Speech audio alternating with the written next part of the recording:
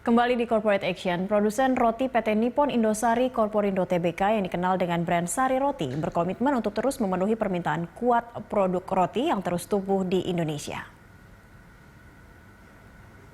Dalam melakukan ekspansi usaha, Nippon Indosari senantiasa mencari sumber pendanaan terbaik dengan biaya yang paling rendah. Dengan diperolehnya persetujuan pemegang saham, Perseroan dapat segera melakukan penawaran umum berkelanjutan obligasi. Kendati demikian, Perseroan akan merilis surat utang saat suku bunga pinjaman pada tingkatan yang kompetitif. Belum lama ini, Perseroan membagikan Rp149,5 miliar sebagai dividen kepada pemegang saham. Pembagian dividen Rp149,5 miliar atau setara Rp24,6 per saham dari Sari Roti tidak lepas dari kinerja positif pada tahun 2019 yang mencetak laba bersih hampir Rp300 miliar. Awal tahun ini, Sari Roti membukukan peningkatan laba bersih sebesar 20% menjadi Rp74,84 miliar pada kuartal 1 2020 dibandingkan periode sama tahun lalu senilai Rp64,85 miliar.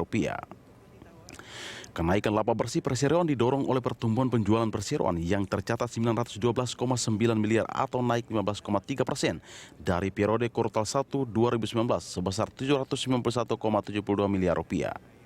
Pencapaian ini sejalan dengan peningkatan volume penjualan produk Sari Roti di kedua kanal penjualan modern dan tradisional di Indonesia. Pandemi COVID-19 yang melanda saat ini saat mempengaruhi setiap aspek bisnis. Sari Roti menjadi salah satu perusahaan yang bisa bertahan. CEO Sari Roti, Wendy Yap mengatakan, Sari Roti sudah bersiap sejak awal COVID-19 muncul.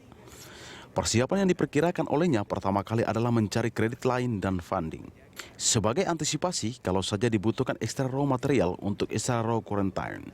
Menurut Wendy, di tengah krisis selalu ada peluang. Sari Roti bahkan menerima kenaikan permintaan. Kebutuhan makanan di saat pandemi justru meningkat, mengakibatkan produksi harus berjalan terus. Perseroan sama sekali tidak terganggu oleh virus corona. Perseroan pun tidak melakukan pemungutan hubungan kerja, memotong gaji, ataupun merumahkan karyawan.